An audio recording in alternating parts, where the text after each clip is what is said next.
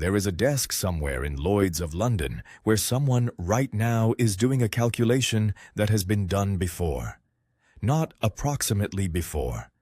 Not in similar circumstances, precisely before, in the same sequence, triggered by the same events, producing the same results in the same order. The calculation is about insurance. Specifically about whether a ship, its hull, its cargo, its crew, can be covered for a transit through 21 miles of water off the southern coast of Iran. The number that comes out of that calculation has, in every Iran-Hormuz crisis in the last 45 years, followed the same path. It starts moving before anything visibly bad has happened. It accelerates when the first ship gets hit. It becomes effectively infinite, meaning uninsurable, when the market decides the risk is no longer quantifiable. And then, eventually, it comes back down. It always comes back down. But the damage done while it was up, that doesn't always come back. This is the story of a pattern, not a theory, not a model, a documented, repeatable 5-stage sequence that has run itself through every serious Iran-Hormuz confrontation since 1979, each time with local variation, each time with its own cast of leaders and weapons and political contexts. But underneath all of that, the same ladder, the same steps, the same order. Stage 1 always looks the same. It is a signal, not a shot. Something happens. A threat, a diplomatic breakdown, a military movement that tells the people who watch these things for a living that the situation has changed. Not that anything terrible has yet occurred, that the probability of something terrible has increased. In 1979, it was oil workers going on strike in the fields around Khuzestan. Before the Shah had even left, before Khomeini had returned, before anyone had fired anything at anyone. The fields went quiet. Production fell. The signal was the silence. In 1984, it was Iraq receiving French super-étendard aircraft, longer range, Exocet-equipped, and shipping analysts and insurance underwriters reading the delivery notice and understanding what it meant for Karg Island. No ship had been hit yet, but the capability had changed and the market moved on the capability. In 2019, it was the seizure of the British-flagged Stena Impero by the IRGC, a single ship held in Bandar Abbas, crew detained. Not a war, not a blockade, a signal. War risk premiums tripled on certain routes within days. The signal stage is the one people most consistently misread. Because nothing terrible has happened yet, the instinct is to discount it. Analysts explain it. Governments issue statements calling for calm. Markets spike briefly and then pull back, partly reassured. The 2008 signal, Iran threatening closure if Western sanctions tightened, produced a 4 to 6% oil price jump followed by stabilization when Iran backed down. The lesson that most participants drew was, the signal is a bluff, the market overreacts, normalcy returns. That lesson, learned over and over across 4 decades, is precisely the lesson that makes Stage 2 so much more expensive than it needs to be. Stage 2 is when the market starts moving in ways that have nothing to do with the official news. This is the insurance stage. The Lloyd's underwriter doing the calculation, the shipping company whose reinsurer calls to say the coverage is being reviewed, the tanker operator whose charterer suddenly needs to renegotiate the freight rate because the voyage premium has tripled. None of this appears on the front page. None of it is announced at a press conference. It happens in spreadsheets and phone calls and internal risk memos. But it is the mechanism through which the threat, still theoretical, still formally denied by all parties, begins to transmit into the real economy. In 1987, during the tanker war, this stage played out in slow motion over years. Insurance premiums rose so high that quality shipping companies began pulling their vessels from Gulf routes, leaving the trade to operators with lower standards and less to lose. The market adapted, as markets do, but it adapted downward, toward accepting more risk per voyage, toward using smaller shuttle tankers, toward writing contracts with force majeure clauses that had previously seemed unnecessary.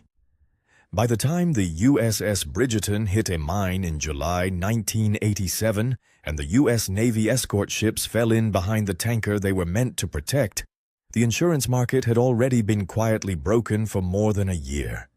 In 2026, Stage 2 happened in hours. When Operation Epic Fury began on February 28th, shipping companies were already watching. Major carriers began suspending Middle East routes within 24 hours of the first strikes, before Iran had formally closed anything, before a single commercial vessel had been attacked. Insurance war risk premiums had already been rising in the days before the strikes, moving from 0.125% to between 0.2 and 0.4% of vessel value per transit. For a very large crude carrier, that is an extra $250,000 per voyage. When Iran's ISRGC formally declared the strait closed on March 2nd, protection and indemnity insurance, the coverage that actually makes it legally viable for a crew to be aboard a ship in a conflict zone, was withdrawn for strait transits. The economic closure preceded any physical blockade by days. The market, shaped by 45 years of pattern recognition, moved faster than the ships could. Stage 3 is the one where ordinary people start noticing. Up to this point, the crisis has lived in commodity trading desks and insurance syndicates and defense ministry situation rooms. Stage 3 is when it reaches the petrol station. In 1979, Iranian oil production fell in January, but the price of petrol in California didn't become a daily news story until spring. The transmission took weeks. By 1984 and the tanker war, the oil market had adapted enough that retail prices were less immediately volatile. The shock was absorbed higher up the chain in freight rates and insurance premiums and refinery margins before it trickled down. But trickle down it did. Always. The question is never whether ordinary people feel it. The question is when and how much and how long. In every Iran-Hormuz crisis, Stage 3 has a characteristic shape. Oil and LNG prices move first, fast, visible, dramatic. Then freight rates, which affects the cost of everything that moves by sea, which is most things. Then insurance premiums cascade through the supply chain, erasing the cost of inputs that nobody thinks of as oil-related. Fertilizers, petrochemicals, plastics, pharmaceutical precursors. Then food prices begin to move, with a lag of several weeks to months, as higher fuel and fertilizer costs work their way through the agricultural system. In 2026, this transmission has been faster than any previous crisis because the disruption is larger. Brent crude crossed $100 before the end of the first week. Fertilizer prices rose 50% within 3 weeks. European gas benchmark prices nearly doubled. The lag between Stage 2 and Stage 3, which historically measured in months, measured in days. Stage 4 is the hardest one to watch. It is the stage where governments, analysts, and large parts of the public convince themselves that the worst has been avoided. There has been a spike, the argument goes. Prices have moved, but the strait has not been fully closed. Some ships are still moving, some deals are still being done. Iran is still allowing certain nations to transit. The situation is serious but contained. This is the stage where the 2008 and 2012 crises ended. Iran backed down, the carrier groups sailed through, normalcy reasserted itself, and the lesson reinforced itself once more. These things look scary, and then they resolve. Stage 4 feels like resolution. It is not resolution. It is the pause between escalation steps. In the 1987 to 1988 tanker war, Stage 4 was the period after the U.S. began convoy operations, but before the USS Samuel B. Roberts hit the mine. Ships were moving. The escort system was working, imperfectly but visibly. The crisis appeared to have found a stable level. Analysts debated whether the worst was over. Then the mine found the Roberts and Stage 5 began. In 2008 and 2012, Stage 4 was genuine resolution. Iran calculated its interests and retreated. The pattern ended at Stage 4. The world exhaled. The lesson deepened. In 2026, the question that every analyst, every insurance underwriter, every Navy commander is asking right now, because it is the only question that matters, is whether 2026 will end at Stage 4 or proceed to Stage 5. And the answer depends on something that has changed. Stage 5 is the one that has only happened once in modern Hormuz history at full scale, and it happened in a single day in April 1988. It is the stage where the accumulated pressure of the previous 4 stages produces a direct military confrontation between Iran and a major outside power. Stage 5 is Operation Praying Mantis. Stage 5 is 2 Iranian frigates burning. Stage 5 is the point where the logic of escalation, followed long enough, reaches a conclusion that neither side necessarily planned for, but both sides somehow arrived at anyway.